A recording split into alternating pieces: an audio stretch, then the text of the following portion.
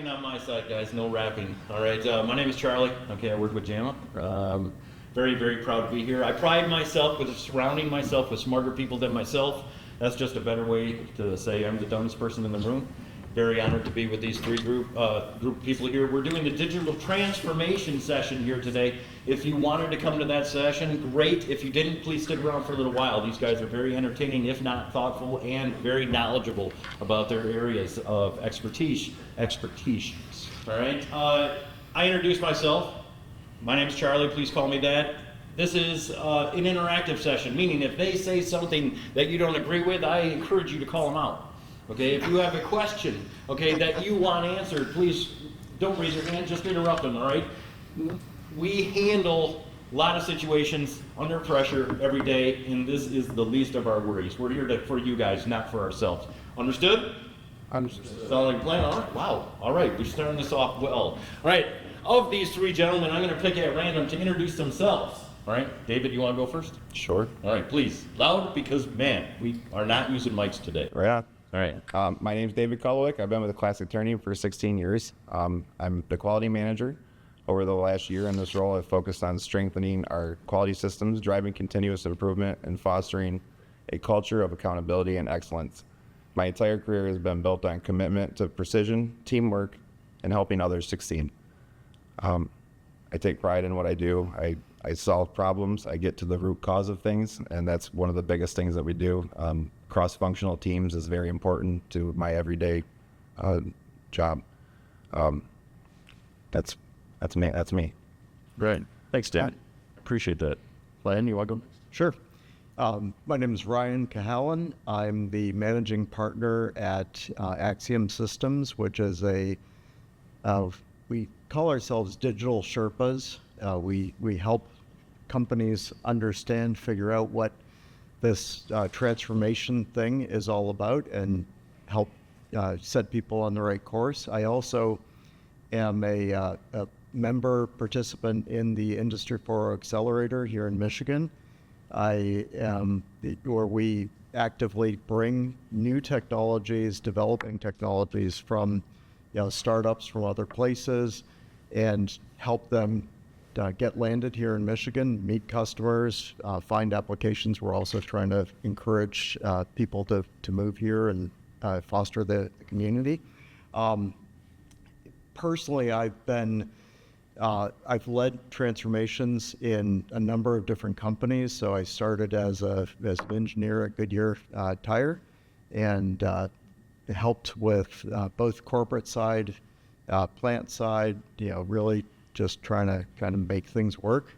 I have spent a bunch of time as a consultant and as a systems integrator, everything from Deloitte Consulting to some of the higher end, more information-oriented consultancies, and then I've been a product person. So I've led the evolution of products that are now really starting to hit stride here in terms of Industry 4.0 and what's happening. So I was with General Electric. I led the software business at Rockwell, and I've been done some stuff with some startups. So I think probably the best thing that I bring is I've just seen this from a lot of different angles, and I don't claim to be an expert in any one of them, but I've also stepped in or seen people stepping in a lot of potholes along the way, and hopefully we help you understand how to not do that and how to go from point A to point B as quickly as possible. So thank you. All right, thanks, Ryan. Chuck, do you prefer Chuck, Charlie, Raymond? No, we can go with Chuck. Right. That's it. My full name is Ray Charles. I used to be a quality manager like he was at one point. It's kind of funny that they had a quality manager named Ray Charles. So Chuck Warner, business card says Manager of Operational Excellence. Read that as Plant Guy, 30-year veteran of the Tier 1 automotive wars as a manufacturer. I have walked everything from plant floor operator to grumpy plant manager. As I like to point out, you have to earn plant manager, but if you've ever been one, the grumpy comes with the job. I got my Lean Six Sigma black belt in 1996, my master black belt in 2010. I've worked in a variety of industries, mostly automotive, textiles. Spent 11 months in a bank. If you're a manufacturer, don't do that. It just crushes your soul. And then I left and went back to welding. And then, so I've been with Michigan Manufacturing Technology Center for 9 years, which gives me an opportunity to, kind of like Ryan said, learn from all the mistakes I've made in the first 30 years of my career to help others to not make them. I'm also part of the Industry 4.0 implementation team, so helping people figure out what technologies are going to help them. I made the mistake one time. My boss asked me what I knew about Industry 4.0. I told him there was a catchphrase, and that 27 years ago my plant could call me if it was 64 degrees in any part of the plant.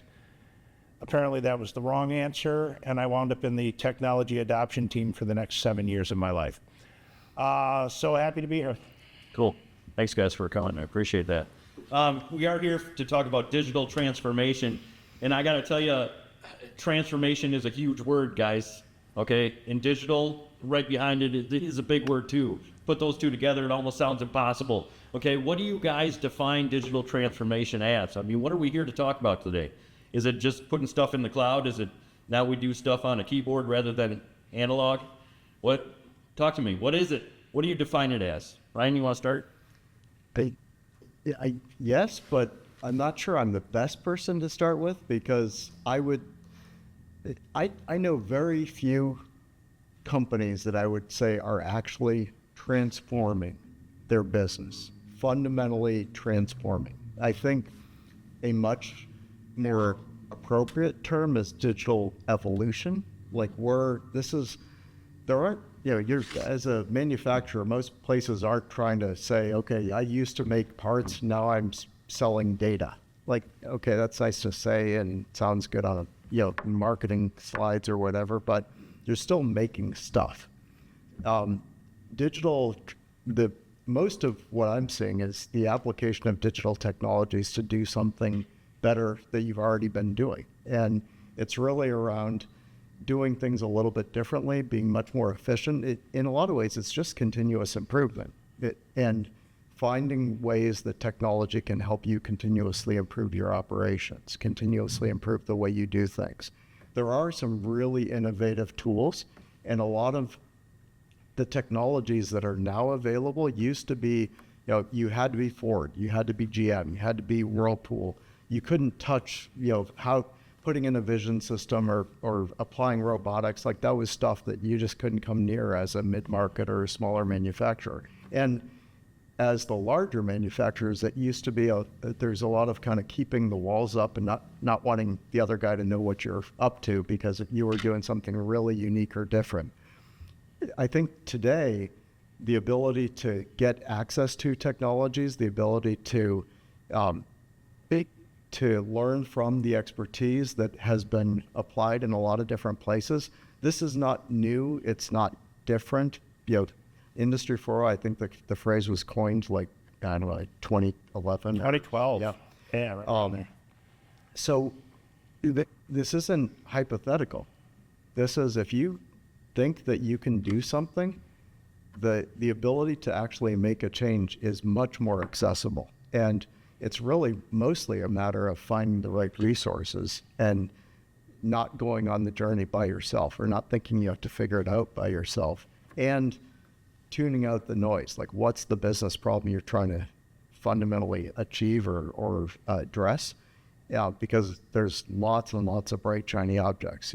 Everyone is playing with AI or vision or robotics, or, what are you really trying to do in your business? And then figure that out, figure out where you're going to make the most difference, and then think about what technology should we actually apply. So I think it's digital evolution. Evolution. Yeah. All right. Next year, we'll change the. Okay. I think I'll tie into that a little bit. I like what you said, because we've both been doing this Industry 4.0 thing for a while.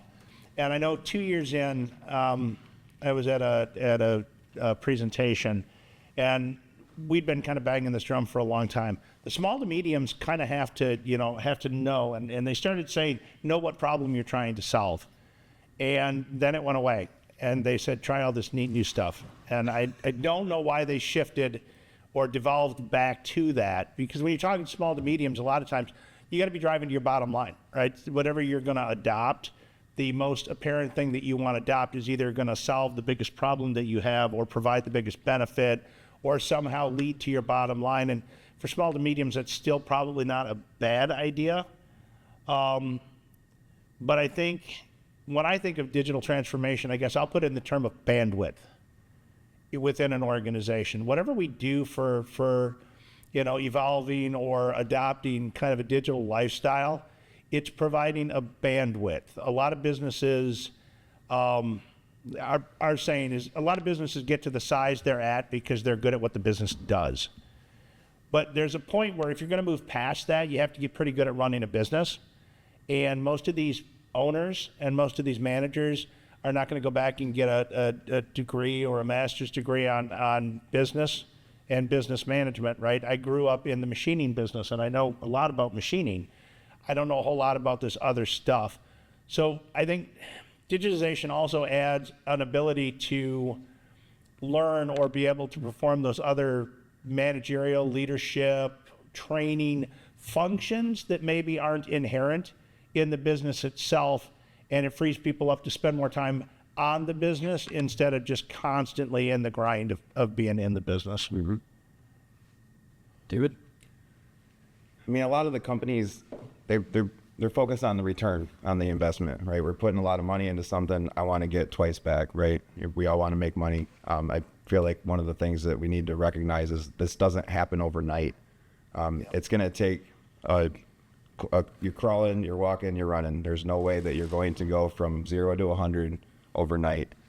So that's one of the big things that I want to keep, the owners and the upper management to understand is these things are going to happen, but they're going to kind of take their time and they're going to have to evolve through because this is definitely evolution. I mean, if 10 years ago we were writing things down on paper and everybody said that, aerospace parts, we sell the part, but the paperwork weighs more than the part. I can agree with that, but at the same time, we're all trying to make a buck, right? So we need to focus on understanding that these things happen in an evolution. It's a journey. It is. You don't do technology. Right. You have to work with it. Yeah. Yep. Great. Now, Chuck, you mentioned to me once that a business can never say at the end of this, "Oh, we've been transformed." Correct. We're done. Yeah. So you said continuous improvement, or maybe one of you guys said that. Is that more of a state of mind, or what? Or what? It definitely is a state of mind. It's how you go about your day. You can go at a problem, thinking that this is your problem, and you can finger point all you want, but at the end of the day, that might not be the problem, So you really have to open your eyes and look at all the different things that are coming into play in the problem, whether it be a person or a machine, or the data that you're looking at. Continuous improvement for me is an everyday live it. Like you have to. You always have to look for the next thing. You always have to understand if someone's having a problem with something, help them, right? Understand what the problem is and help them fix it, And that's for us at Classic Turning. That's a big part of what we do every day. Does that responsibility belong to just one person? No. You guys agree with that, or can expand on that?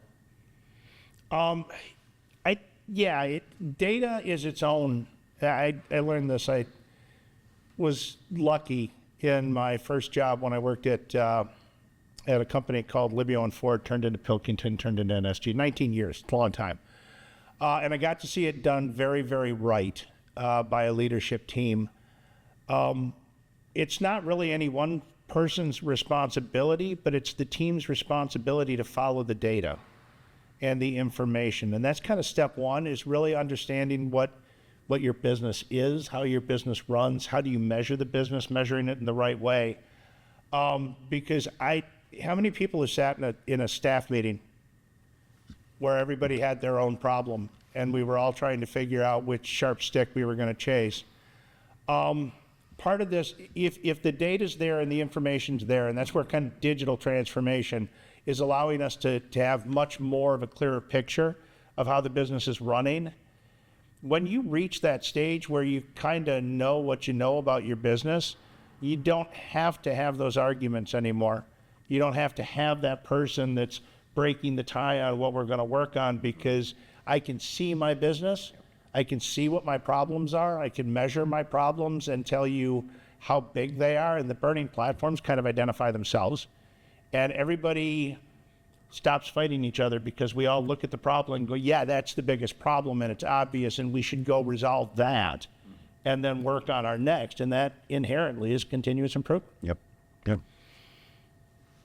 So, first steps.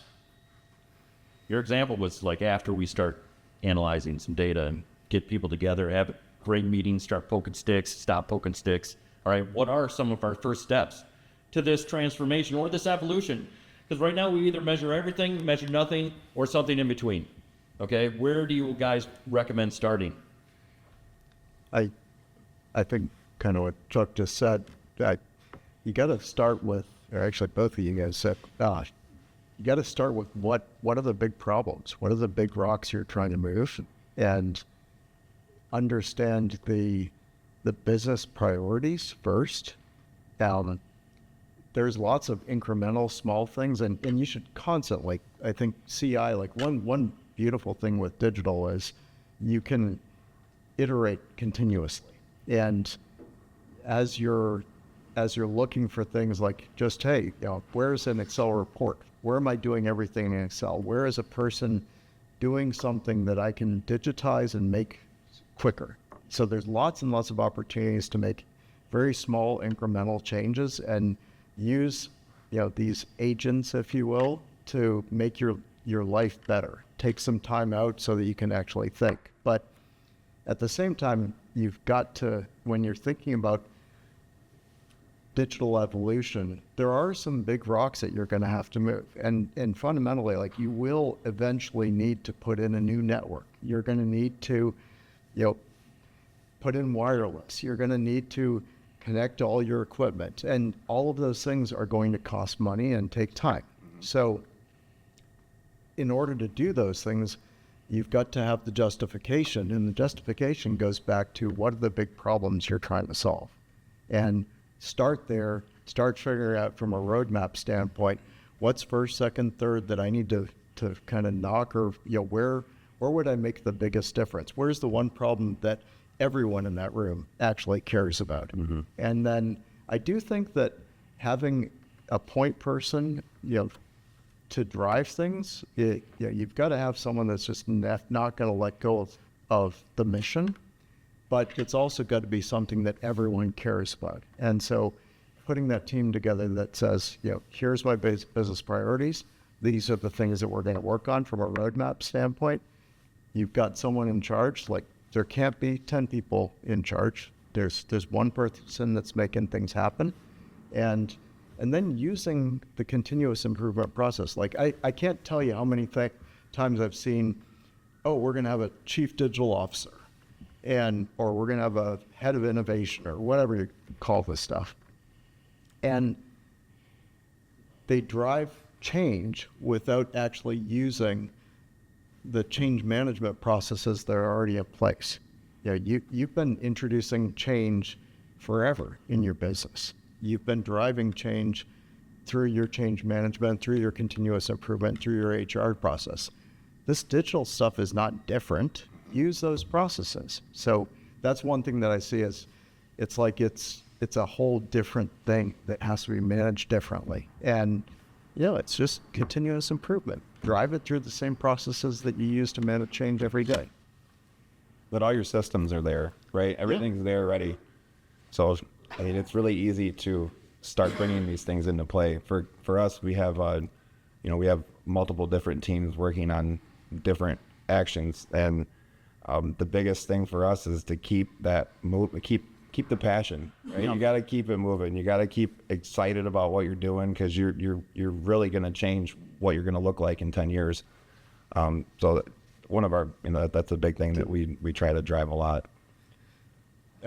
When in your case specifically, do you have like a steering team, or do you we have together that? It's mostly upper management that works on these things. But for Classic Turning, if you don't get the people that are putting the data into the Excel sheets, or wherever it's coming from, you're never going to get it. Yeah. Like you always have to have the support of your teams behind you.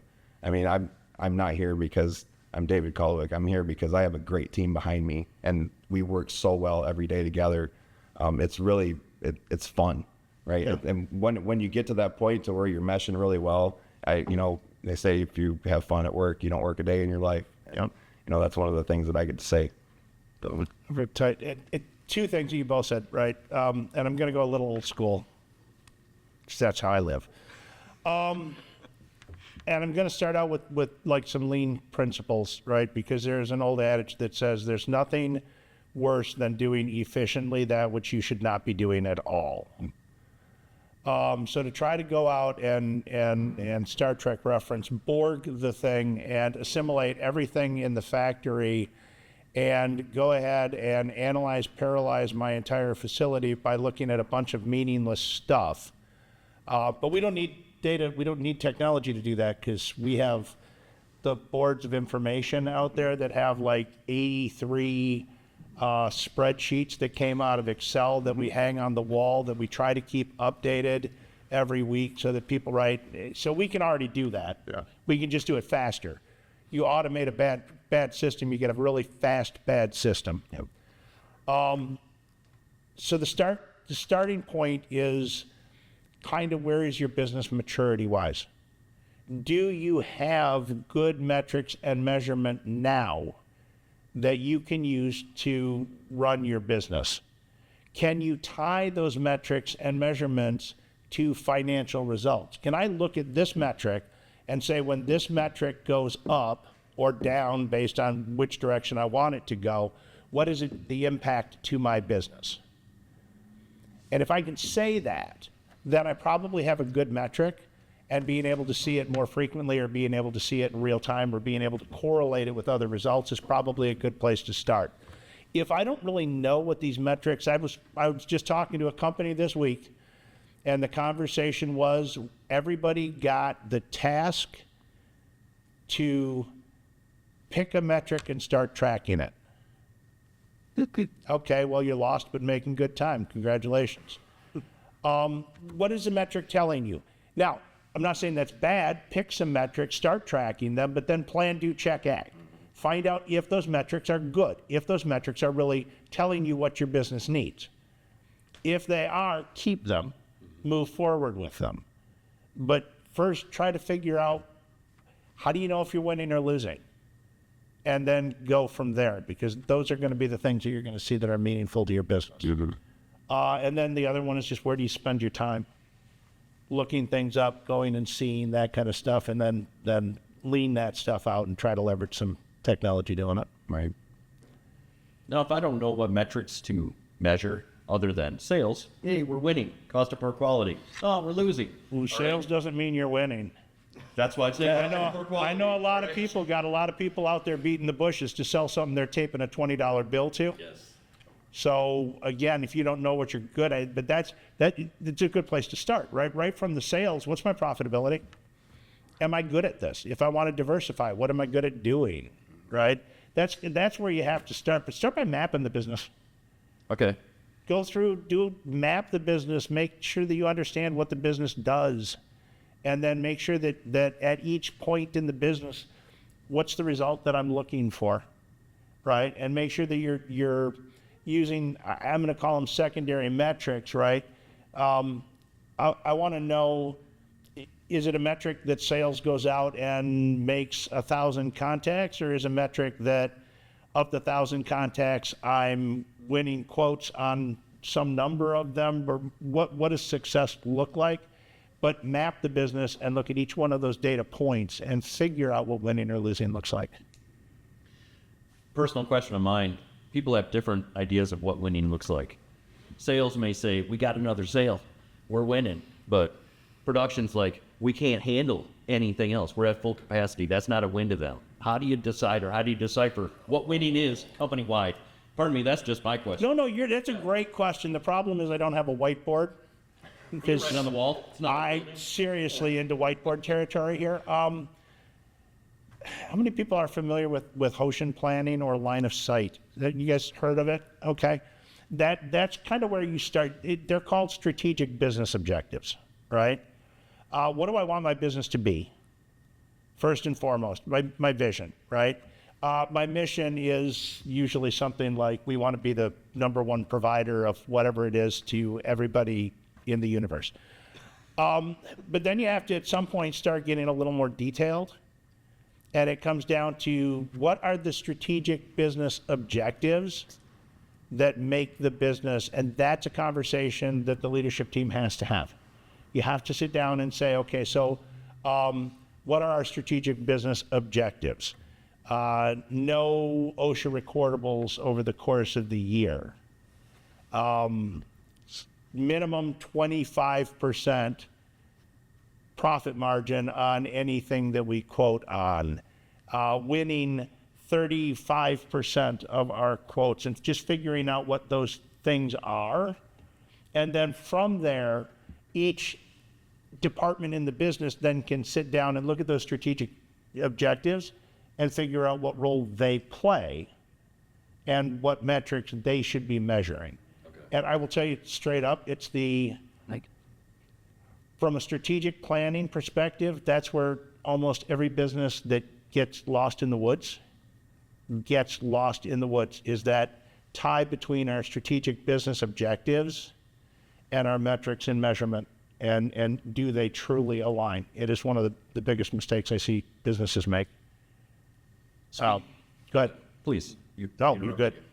No, you just talked about mistakes, and that's next on my list of things to talk about is the pitfalls that companies might trip over themselves when they start, hey, we want to start doing this. We want to start measuring and improving and maybe, possibly, maybe it's appropriate or not, implementing technology. Okay, what is the biggest or few biggest things to avoid when we start making this evolution? I'm going to stare at you until you talk. We can all stare. Let's all stare. Everybody stare at Ryan until he says something. Actually, can I pause for a second? Out in the audience, like, what do you guys make? Or who are we talking with, or who are we talking I do make poor decisions. Generally make poor decisions. Okay. You're in the right meeting. Welcome to the club. What do you guys do? We make replacement stump cutter systems. Okay. Stump cutter? Stump cutter. Heavy machinery. Dangerous systems. Cutting systems, not actual stump cutters. Okay. So carbide tip bits and the holders to hold them on, and the wheels for them. Is Ben? Bandit is your customers? Okay. All machine or refurbish as well? We try to make parts for any stump grinder on the market. Okay. Big struggle right now with a lot of stuff coming out of China, making incompatible machines. And they come over here, and nobody gets parts for them. Right. Nobody makes them. Nobody Gotcha. Okay. A lot of people are just throwing their money away. They don't know that until they get them. It's very frustrating for both parties. Yeah. Yeah, we have 10 employees. Okay. So it's a small company. We don't do custom jobs. We just make these parts. That's all we do. Okay. How about you? I work with MTC, so we do a lot of what we're talking about up here on stage to help with the digital transformation journey.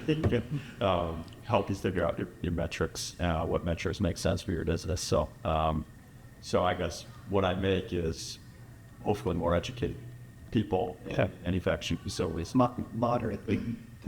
Moderate, yes. So maybe less bad decisions and more of a decision. That's where you're So I work for Eaton Aerospace. Dave is one of my suppliers. Okay. We make the plane injection machine makes hose assemblies for the airplanes. Okay. Bill, somebody I use, he's our supplier quality development. So we work together very, very intimately. So you got stories. Pardon me? So you got stories. You got David's stories?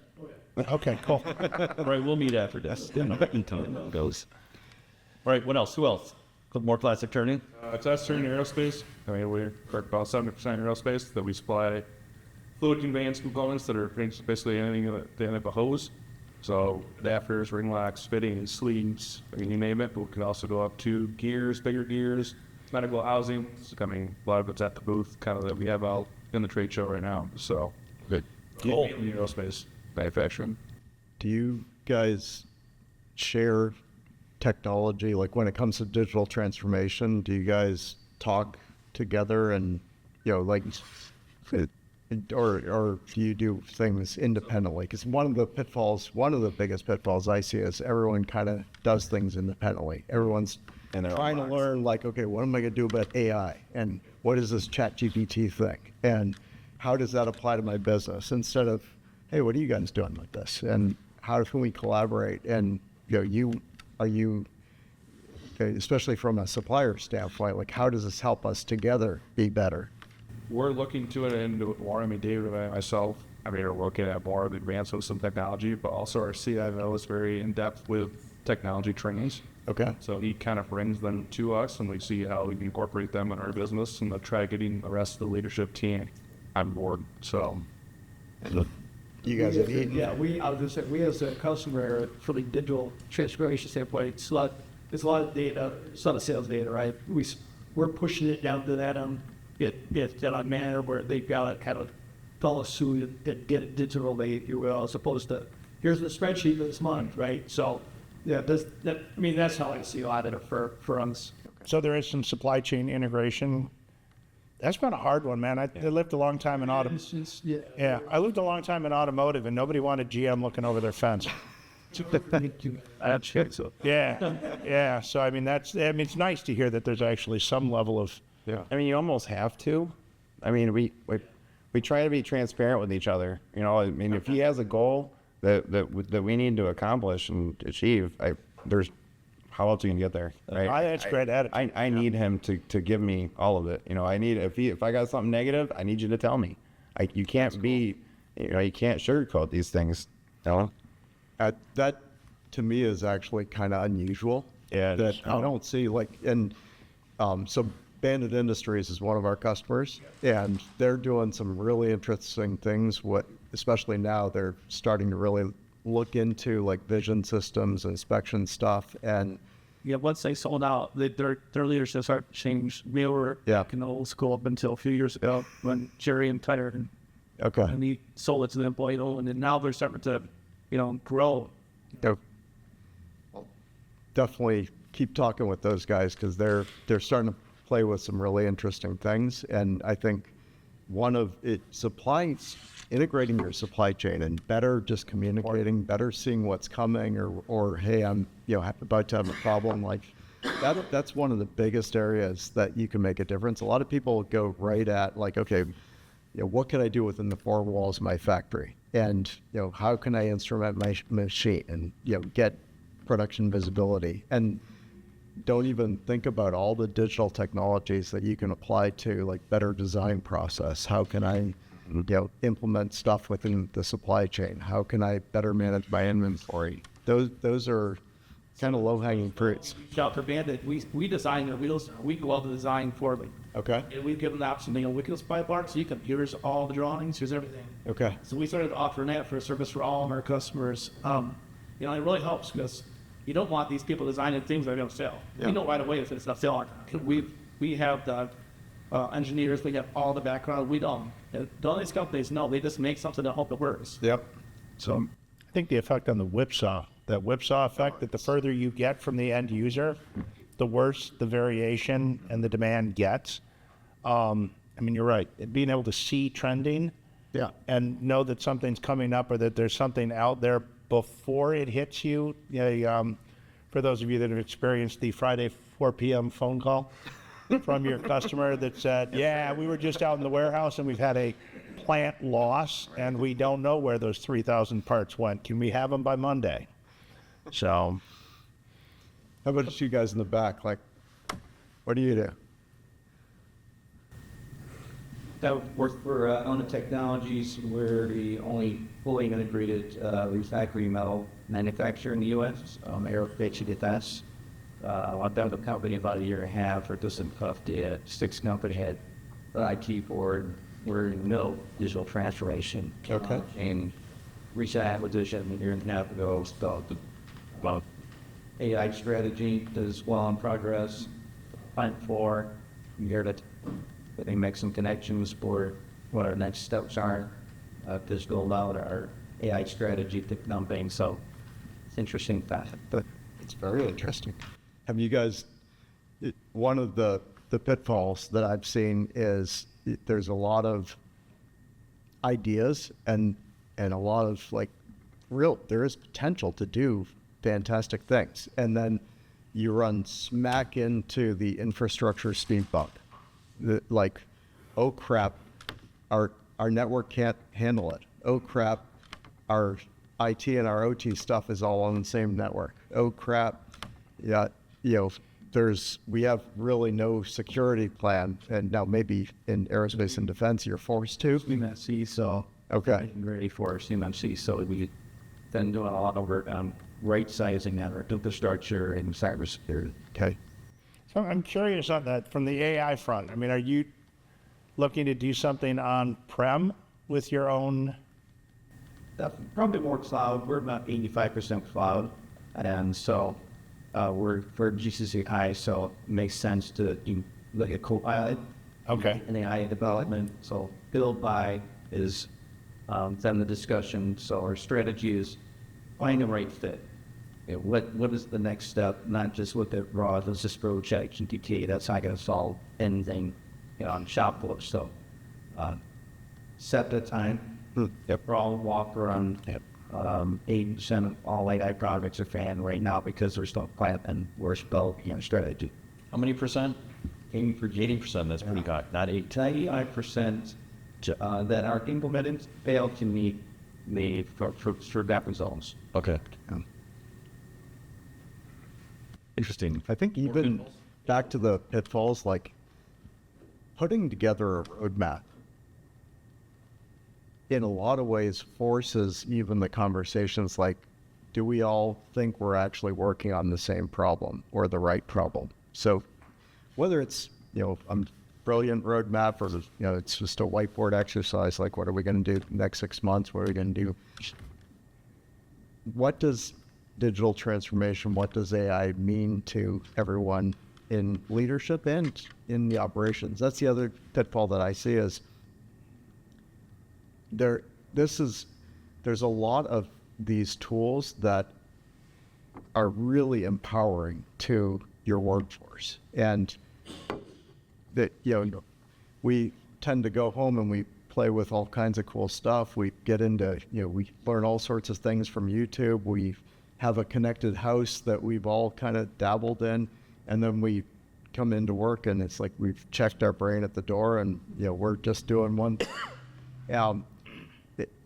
We have some smaller customers where it's just amazing the things that their operators are playing with and doing and part of the actual evolution. And it's almost brought together management and operators in a way that is, back to what you said, like this is a really exciting time to be in manufacturing. And not involving the front line is a pretty big pitfall. I don't think it happens as much in small companies because you're naturally much closer. But in larger companies, I literally earlier this week heard someone say from corporate IT, well, we don't talk to operators. They just, check in at shift change and check out at shift change, and their life is what we give them. And I'm like, what the? Are you kidding? You think that way? Involving the team and making them part of this is a real opportunity to grow and to change your culture and make it a much more collaborative culture. It goes back to what you said in this whole session. And when let's work together. You all have to solve the same problem. You all be on the same team. Yep. You can't segregate and get the part of the company. You all have to be on the same page. Absolutely. Well, that brings up, is digital transformation one of your strategic business objectives? Yep. Yeah. Is it in there, right?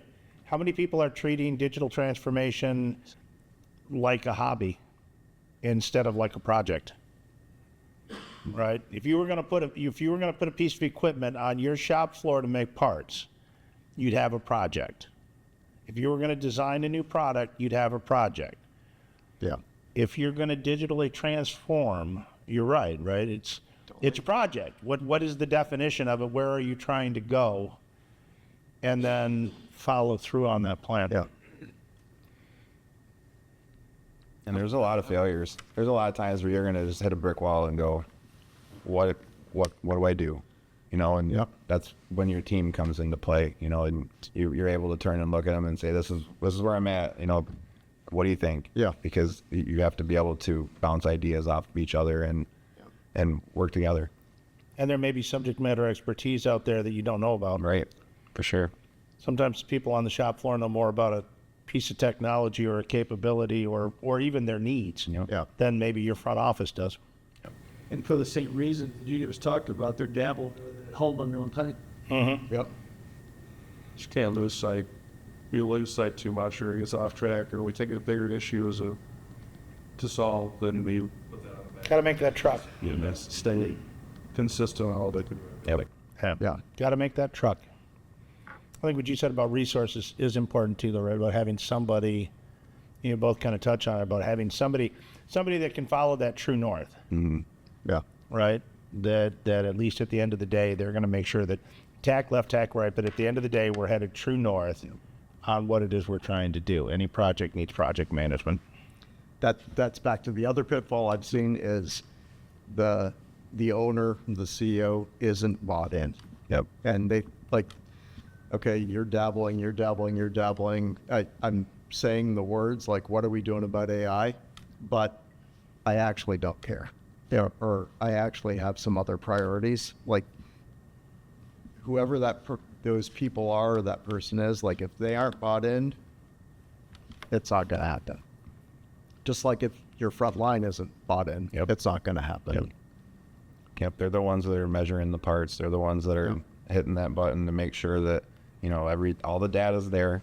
Yep. You know, whether you're collecting the data by some sort of autonomous way or you actually have to push a button to get there, somebody's still doing something, right? You're not. Good point. Consensus comes from both directions, right? Interesting. I worked for a company who preached innovation, innovation, innovation. However, their corporate strategy on AI was, we're not going to do it. So next thing they had to do was get rid of personal computers at work, because that's what I was doing. I was utilizing and innovating with the tools that I had. So how do you fight when you have conflicting directives? Do you have any advice for that? Because I know a lot of people here are decision makers, and some people here are just influencers. Do you have any advice to those people who get frustrated like I did and end up quitting because I couldn't innovate? Well, quitting's an option. I know. That, you know. I mean, I spent.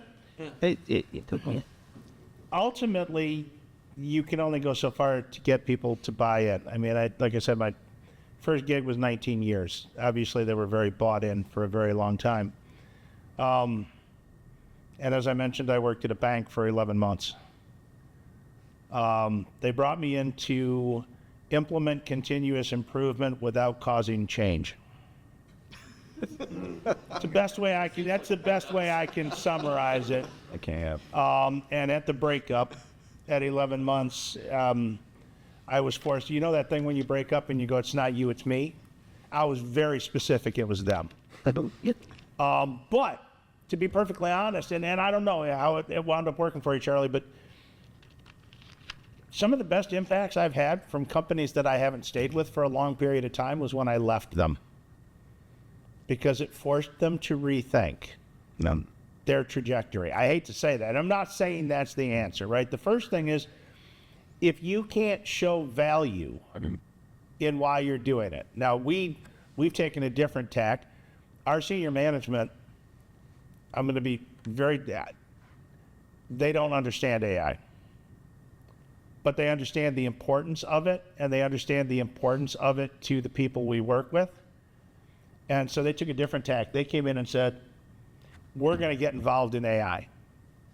And we went, doing what? And they said, we don't know, Do it fast. but we're going to be involved in AI. And they just kept banging that drum. And then it's up to us to figure out where it fits and where does it fit and work with the manufacturers and things like that. So if you're in that top-down position and you think digital transformation, and I know we're getting kind of AI-centric on this thing, but if you think AI or digital transformation or any of these tools are something that your company needs to be doing and you're in that position, you need to bang that drum. and employ team to be able to figure it out. If you're just that person that kind of understands it and kind of wants to go in a general direction, this is like anything else, man. If you wanted to buy a new piece of equipment, you got to show why it's important, what it's going to do to the business, what's the impact of that thing you want to do. And if you can't show the value, you're probably not going to make the change.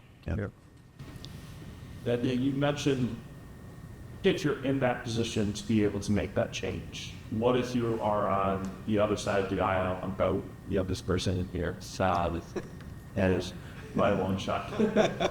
But if you're new to a company and you see the problems that they're having from a fundamental level just aren't being solved at all or even attempted to be tackled at, what are some ways that you can bring that up in conversation to be able to promote that growth from below up and make sure that every facet of the business is cohesively working together to solve those problems? It's a loaded question. That's a lot of stuff. And I mean, first, I hate to say this, but again, first off, can you dollarize it? No. Yeah. That's the easy one. So now we're gonna go difficult on it. But if you can dollarize it, great. Yeah, can I take a stab at it? Yes. Slightly older than him, but younger than the folks up here. Yes. And so, even me. Do you have access to the tools? Like that you're talking about, virtual transformation tools, technology? I mean, at the baseline, there's the people at the top trying to push the AI. It's just us. Now, I'm a little bit of an odd out here. I am a part of a supply chain company, third-party logistics brokerage, so we don't manufacture anything. But it's how we interact with our customers on a daily basis, and how their systems are working, and how we're tailoring our systems to make sure that their systems are working, rather than. So who are you trying to persuade that these tools, this technology, are you trying to persuade customers and trying to persuade domination? At this point, I'm not necessarily too involved within that, but I can, looking in from the outside, you can see that there has been issues in the way that they're trying to implement these technologies. They've come up with quarterly rocks, as they call them. Every year they're trying to, get these business developments, and we're looking forward to using X amount of automation within our processes that we make when we ship to more customers. And they're hitting those key metrics. But from a greater standpoint, looking at things from the outside, like how do we make it feel like we're being able to be involved in that process, and it's not just it's upper management pushing down on lower management, use these tools. I'll talk about the internal. If you change one, see in the world type of thing, answer. Show the value to others as far as and you're actually a very blunt position. Yeah. In the next generation, like companies replacing some of the folks that have been tyrant. So companies, they develop some of the movie system to change the law that's their business. But you coming in with a fresh eyes opportunity, make it clear that, hey, this is where we can do this. Yeah. Do it tap. Don't start badgering people or things of that nature, but in as much as possible point out that there's a better way to do this, because people get blinders, they get used to how things work, and they will installation change, but you coming in with a fresh eyes observation puts you in a large position. If you have access to the tools, they can use the tools. This is personally, I'm able to use ChatGPT. I use it for some deep research, data queries, and things like that. I do, and I'm able to show others the output of that work. And that's interesting. Maybe we should do that as well. So it's going to be gradual. It's not going to feel like switch where it changes, but if you have access to the tools, use the tools. Don't be afraid to point out opportunities where things could be different, as you are bringing that fresh eyes opportunity. Then you're the next generation that fit the whole stuff. You're in a position where you're going to get, once they retire, you're going to that position. So how you use that to your advantage. I'm going to come from a different direction, though, too, as the old guy who works where he works. That's not a tech issue. That's not an availability issue. That's a cultural issue, right? That's a change management issue. That's a project issue. That's, you mentioned it really, and I had wanted to go back and touch on this. Yeah. One. I've been doing continuous improvement for a long time. The one person when we usually fail in a project or it doesn't stick or it doesn't get used is because we fail to engage the process owner, the person that's actually in the position that's doing the thing. And if I don't engage them in the change or the growth or the improvement, it's not going to stick anyways, or it's going to morph in a really weird direction. That probably needs to be a conversation, and it's not a comfortable conversation, but that portion of it needs to happen as much as the technology portion of it. If it's just top down saying we're going to utilize them, I mean, I'll echo what he said, trying to decide in what way. Now, we've been lucky because we're able to kind of come back to this is how I'm using it. I mean, I'm using it myself when I go in and I work with a company to try and drive an improvement, and they've got disparate data centers and none of their data touches each other. I'm using AI to build a web to bring all that information. So I'm able to show how to lever it. He's doing some of the same stuff to be able to say, okay, well, and I can get you a response quicker. So yes, that's all true, but just how you're driving change and having that open communication that you talked about earlier is super important, and that might be a conversation that you want to have in a non-threat, not in a see this is what you're doing wrong thing, because that's just a really bad approach. But you know, that have that conversation in what is that line of sight maybe helps too, and or maybe get some folks an intervention on change management. Thank you. Appreciate the comment. Thank you. These guys are going to be available the whole day. Okay, they all have booths. So if we have more questions or want to continue the question, okay, with anybody, Chuck's going to be out there. You can't miss him. All right. Well, you can't miss any of these guys. All right. Now, for the sake of time, I got to ask them one key takeaway, guys, from each of you that you want to make sure they understand, or at least remember tomorrow morning when they're taking a shower. All right. Something that important, please. I would say that just get started. Like, yeah, I've seen so many companies that just keep overthinking and oh, there's a bright shiny light, like, just get started. Like, you'll find a way to make an improvement, but often just starting on something that matters out on the line. Make a difference for the people that are, the process owner, the people that are, because they can often say things that, especially someone in the middle, like as an engineer or whatever, like we can't say. Often, that person that's running the line, that they know that they're critical, and if I improve their life in some way, they can shout to the top of the mountain and get what I want done.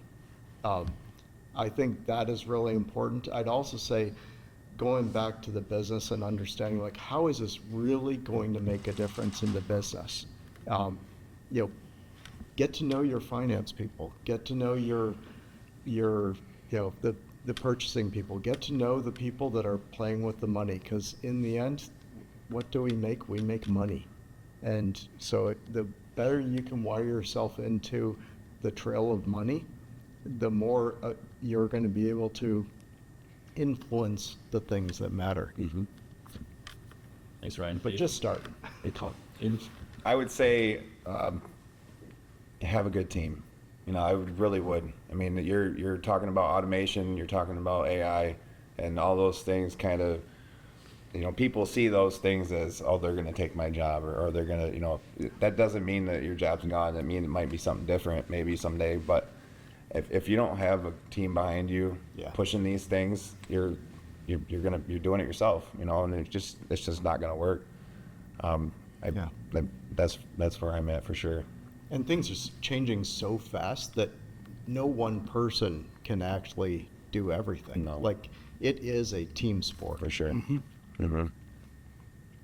Chuck?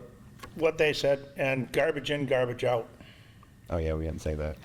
I like that phrase a lot. Fix your measurement systems, fix your data, fix your information, figure out what's important and make sure that it's accurate, because if it's not, two things, right? One, you're gonna go in a wrong direction really fast. And two, you're going to color the perception of the people in your organization. You're gonna poison that well. Because if you show them a really great tool that gives them really bad answers super fast, they're not gonna adopt it, and they're not gonna adopt you. And the next time you try to get them to implement a change or go in a direction, you will have built that resistance. How many people know what 5S is? How many people have implemented 5S? How many people are sustaining 5S? Many, many less hands.